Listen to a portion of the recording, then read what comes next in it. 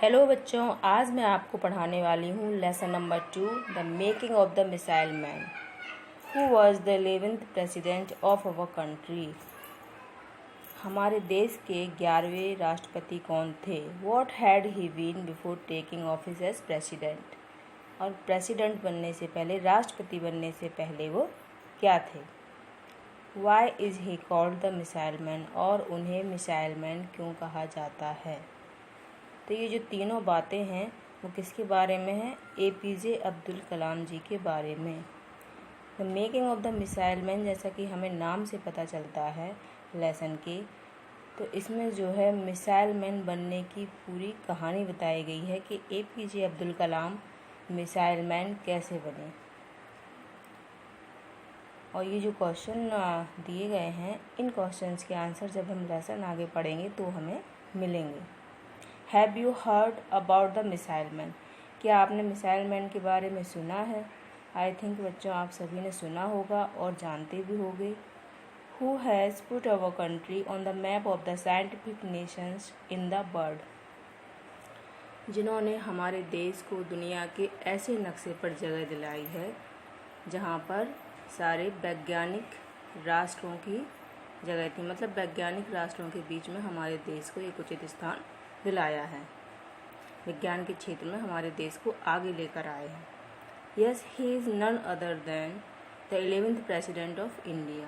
हाँ, तो वो और कोई नहीं है बल्कि कौन है, जो हमारे देश के 11वें राष्ट्रपति हैं, ये वही हैं। इनका पूरा नाम देखो, अबुल पाकिर जैनुल अब्दीन अब्दुल कलाम।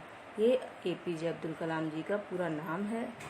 ही comes from a middle class family, और ये मिडिल क्लास फैमिली से बिलोंग करते हैं। But by virtue of his hard work and determination he rose to the highest office of our country. लेकिन इनमें जो विशेषताएं हैं कौन कौन सी, कठोर परिश्रम और दृढ़ निश्चय, ये इनकी विशेषताएं इन्हें हमारे देश के उच्च पदों तक लेकर गई। विशेषताओं के कारण ये हमारे देश में उच्च पद प्राप्त कर सके। His father was a poor man. उनके पिताजी जो थे वे गरीब व्यक्ति थे। From him Abdul Kalam learn to respect all religions. और अपने पिता से अब्दुल कलाम जी ने सारे धर्मों का, सभी धर्मों का सम्मान करना सीखा। He read not only the holy Quran but also the Gita. और उन्होंने केवल अपनी पवित्र ग्रंथ कुरान का ही अध्ययन नहीं किया बल्कि गीता का भी अध्ययन किया। His family made its living by ferrying pilgrims between Dhanushkodi and Rameswaram in Tamil Nadu. और इनका जो परिवार था वो अपना जीविकोपार्जन है, जीविका चलाता था। कैसे चलाता था, यात्रियों को पिलग्रिम्स मीन्स होता है बच्चों तीर्थयात्री, जो किसी तीर्थ स्थान पर जाते हैं वो तीर्थयात्री होते हैं। तो तीर्थयात्रियों को नाव में सवार करके उनके मंजिल तक पहुंचाना, और उससे जो रेंट मिलता था, जो किराया मिलता था, उससे इनकी जीविका चलती थी, मतलब इनका घर चलता था, इनका खर्चा चलता था। और ये नाव ये कहाँ पर चलाते थे, तमिलनाडु में धनुषकोडी एंड रामेश्वरम, धनुषकोडी और रामेश्वरम के बीच में। But a devastating cyclone destroyed their boat. लेकिन एक ऐसा साइक्लोन आया, एक ऐसा चक्रवात तूफान आया, डिवास्टेटिंग मतलब भयावह, नष्ट करने वाला, तबाही लाने वाला, डिस्ट्रॉयड देयर बोट, और इस तूफान ने इनकी नाव डिस्ट्रॉय कर दी, नष्ट कर दी। As a result the family lost its only source of livelihood. और परिणाम स्वरूप क्या हुआ कि जो इनके जीवन, मतलब इनके लिवलीहुड, जीविकोपार्जन का जो एकमात्र सहारा था वो भी नहीं रहा, वो भी खो गया। Abdul Kalam had to face a lot of difficulties in pursuing his studies. Abdul Kalam ji को अपने अध्ययन को, अपनी स्टडीज़ को आगे ले जाने में बहुत ज़्यादा कठिनाई आई। इन्हें अपनी आगे पढ़ाई करने में बहुत ज़्यादा कठिनाई आई। In order to help the family through the crisis. और विपत्ति काल के समय अपने परिवार को सहारा देने के लिए कलाम कलेक्टेड टमारिंड सीड्स, इमली के बीजों को इकट्ठा करते थे, and sold them to a shop, और उन्हें एक दुकान पर बेच देते थे। For this he was paid a lordly sum of about 6 paise 1 आना। और ये इमली के बीज जो इकट्ठा करके बेचा करते थे तो वहाँ से इन्हें कुछ पैसे मिलते थे। लगभग कितने पैसे? 6 पैसे, मतलब 1 आना से थोड़े से ज़्यादा, 5 पैसे का 1 आना होता है, तो इन्हें कितने मिलते थे? 6 पैसे। He also collected a popular newspaper in Tamil, Dinmani, at Rameswaram railway station. और टमरंड सीड्स के अलावा, मतलब इमली के बीजों के अलावा और क्या कलेक्ट किया करते थे वो? न्यूज़पेपर, तमिल न्यूज़पेपर, जो कि एक पॉपुलर न्यूज़पेपर था उस समय, जिसका नाम था दिनमणि। पॉपुलर मीन्स लोकप्रिय। और कहाँ पर कलेक्ट किया करते थे? रामेश्वरम रेलवे स्टेशन पर। And help his cousin Samsuddin in selling it. और न्यूज़पेपर को बेचने में वो अपने चचेरे भाई सामुद्दीन की मदद किया करते थे। For this service Kalam was paid a little money. और इस काम के लिए उन्हें कुछ पैसे मिलते थे। दो his earning was very little, यद्यपि उनकी जो अर्निंग थी, मतलब उन्हें जो पैसे मिलते थे वो बहुत कम थे। He was happy that he was able to care for his family. लेकिन वो इस बात से खुश थे कि कम से कम वो अपने परिवार की मदद कर पा रहे हैं। At school he was eager to learn about everything. और स्कूल में वो बड़े ही जिज्ञासु किस्म के विद्यार्थी थे, मतलब कि हर चीज़ सीखने में वो उत्सुक रहते थे। हर एक चीज़ सीखने का उनका मन रहता था सदा। English, mathematics, science and Tamil were his favourite subjects. ये जो सब्जेक्ट हैं वो उनके फेवरेट सब्जेक्ट्स थे। He has written many poems in Tamil as well as in English. उन्होंने तमिल भाषा में और इंग्लिश में, दोनों ही भाषाओं में उन्होंने काफ़ी सारी कविताएं लिखी हैं। He used to spend his time on the beach. और वो समुद्र के किनारे समय बिताया करते थे। Whenever he saw a bird flying. और जब कभी भी वो किसी चिड़िया को आसमान में उड़ते देखा करते थे। He also wished to fly like it. और उनकी हमेशा इच्छा होती उस चिड़िया की तरह उड़ने की। उनका भी मन करता कि वो भी उस चिड़िया की तरह आसमान में उड़े। This passion for flying inspired Abdul Kalam to design SLV-3 satellite launch vehicle. और ये जो उड़ने की उनकी लालसा थी, उसने उन्हें इंस्पायर किया। इंस्पायर मीन्स प्रेरित करना। किस चीज़ के लिए प्रेरित किया? To design SLV-3। SLV-3 को डिज़ाइन करने के लिए, उसका निर्माण करने के लिए उनकी उड़ने की लालसा ने उन्हें प्रेरित किया। SLV-3 का फुल फॉर्म है सैटेलाइट लॉन्च व्हीकल। ये जो है वो भारत का पहला उपग्रह प्रक्षेपण यान है, जिसका निर्माण APJ अब्दुल कलाम जी की अध्यक्षता में हुआ। He studied till 10:30 PM daily. और वो रात में 10:30 बजे तक अध्ययन किया करते थे। There was no electricity in his house. उनके घर में लाइट नहीं थी, बिजली नहीं थी। So he had to study by the dim light of a kerosene lamp. इसलिए उन्हें मिट्टी के तेल वाली जो लैंप होती है उसकी धीमी रोशनी में पढ़ना पड़ता था। At school his close friend was Ramanand Shastri. और उनके स्कूल में उनकी क्लोज फ्रेंड रामानंद शास्त्री थे। Whose father was the high priest of Rameswaram temple. जिनके पिताजी रामेश्वरम मंदिर में एक ऊंचे पुजारी थे। Ramanand and Abdul Kalam used to sit together in the class. Ramanand और अब्दुल कलाम दोनों ही कक्षा में एक साथ बैठा करते थे। One day a new teacher came to their class. एक दिन उनकी कक्षा में कोई नया अध्यापक आया। He could not tolerate a Muslim sitting next to a Brahmin. और वो अध्यापक एक मुस्लिम को ब्राह्मण के बगल में बैठा हुआ टॉलरेट नहीं कर पाया। He ordered Abdul Kalam to go and sit in the back row. और उस टीचर ने अब्दुल कलाम को आदेश दिया कि जाके पीछे वाली रो में बैठ जाओ। चूँकि अब्दुल कलाम जो हैं वो मुस्लिम थे और जो उनके मित्र थे रामानंद शास्त्री जी वो ब्राह्मण थे, तो उनका जो नया अध्यापक था वो दोनों को एक साथ बैठा हुआ बर्दाश्त नहीं कर पाया, इसलिए दोनों को अलग अलग बिठा दिया। Ramanand was on the verge of tears. तो रामानंद को इस बात से कष्ट हुआ और वो रोने लगे। The agony was too much for both Kalam and Ramanand. और दोनों के लिए ही ये बड़े कष्ट की बात थी। When Ramanand's father came to know what had happened in the class, he sent for the teacher. जब रामानंद के पिताजी को ये बात पता चली कि कक्षा में क्या हुआ, तो उन्होंने क्या किया, एक पत्र लिखा और एक पत्र उनके टीचर को भेजा। He told the teacher what he had done would only breed communalism. और उन्होंने उस टीचर को पत्र के थ्रू बताया कि उन्होंने जो कक्षा में किया है उससे क्या होगा, कि सांप्रदायिकता की भावना को बढ़ावा मिलेगा। मतलब एक धर्म विशेष के प्रति लगाव या एक धर्म के प्रति ज़्यादा लगाव दिखाना या दूसरे धर्म का अपमान करना ये गलत है। तो इससे क्या होता है, सांप्रदायिकता की भावना को बढ़ावा मिलेगा, जो कि हमारे समाज के लिए और हमारे देश के लिए हानिकारक है।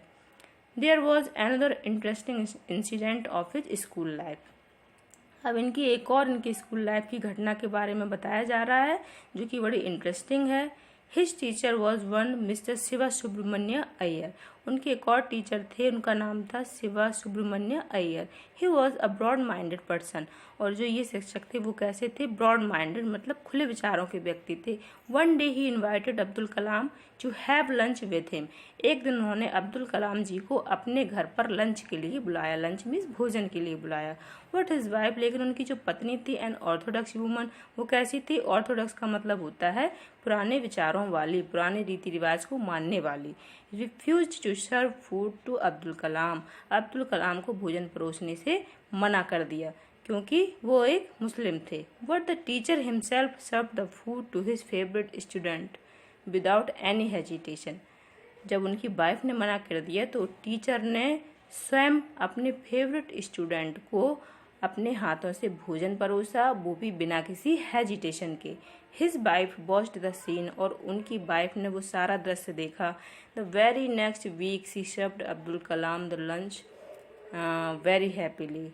और जब उन्होंने वो सारा दृश्य देखा तो कुछ ना कुछ उनकी वाइफ को फील हुआ होगा, उन्होंने कुछ रियलाइज़ किया है, उन्होंने अपने आप को गलत रियलाइज़ किया कि हमने जो किया है वो गलती करी है।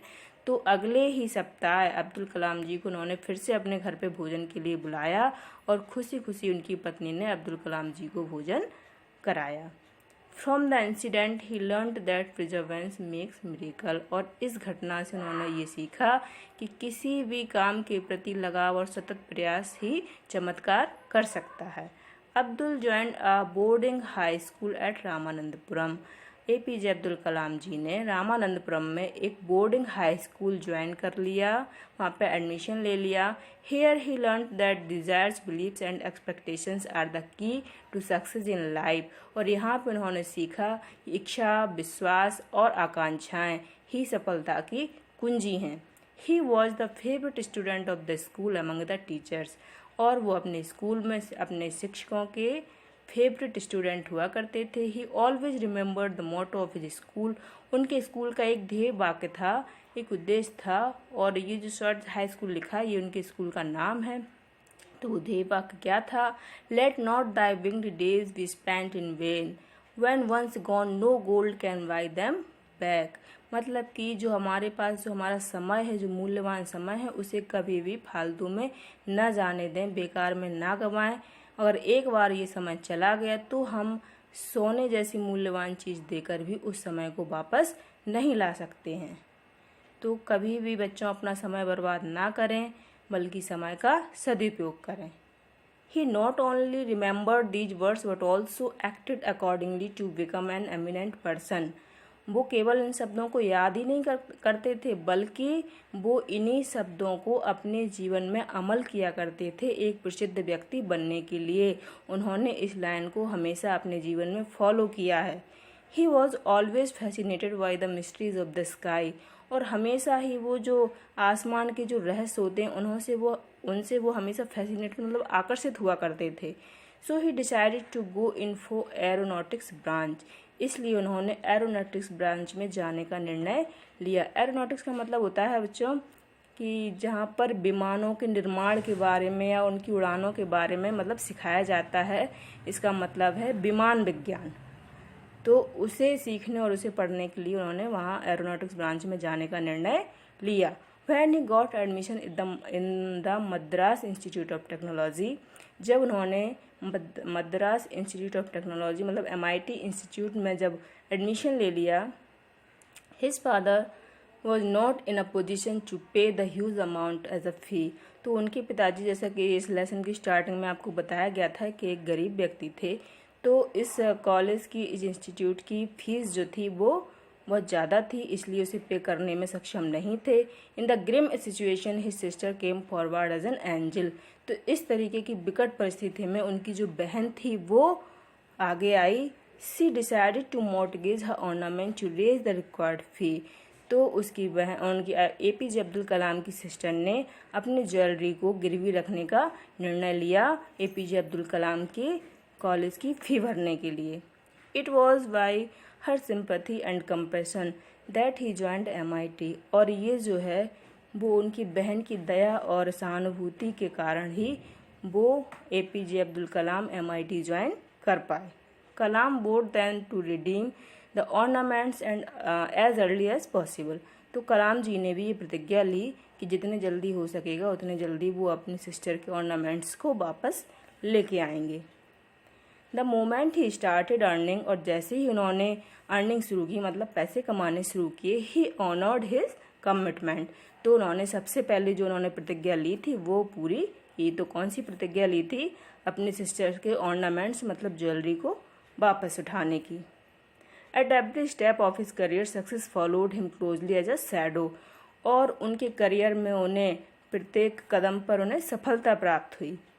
पद्म Bhushan and then Padma Vibhushan were conferred upon him. पहले उन्हें पद्म भूषण सम्मान प्रदान किया गया और उसके बाद उन्हें पद्म विभूषण सम्मान प्रदान किया गया। It was the fittest gesture of the government of India to bestow Bharat Ratna on him in 1997। और उसके बाद 1997 में उन्हें भारत सरकार द्वारा भारत रत्न प्रदान किया गया। When he got this award, और जब उन्हें ये अवार्ड प्रदान किया गया, he told the media, और उन्होंने मीडिया को बताया that he still remembers Ramanand crying in the class when I changed to the rear row। कि उन्हें अभी भी इस बात का याद है। कौन सी बात याद है? कौन सी घटना याद है? रामानंद क्राइंग, रामानंद की रोने वाली बात। जो उनके मित्र थे, परम मित्र थे रामानंद शास्त्री जी, जब दोनों को कक्षा में उनके नए अध्यापक ने अलग अलग बिठा दिया था तो रामानंद शास्त्री जी रोने लगे थे। तो वो घटना उन्होंने जब उन्हें भारत रत्न प्रदान किया गया उस समय मीडिया को बताई। On 25 July 2002 when he was sworn in as the president of India, और 25 जुलाई 2002 को जब उन्होंने भारत के राष्ट्रपति के रूप में शपथ ली, the school celebrated the day as a festival.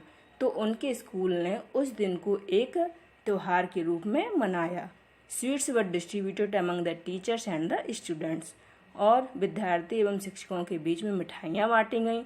During the assembly the teachers showered praise on him, और असेंबली के समय, असेंबली के दौरान उनके शिक्षकों ने, किसके शिक्षकों ने? APJ अब्दुल कलाम जी के शिक्षकों ने उनकी बहुत प्रशंसा की।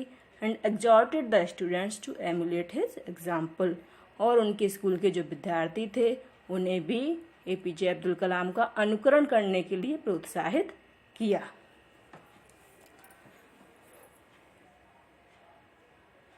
तो यहाँ पर ये लेसन समाप्त होता है। Thanks for watching.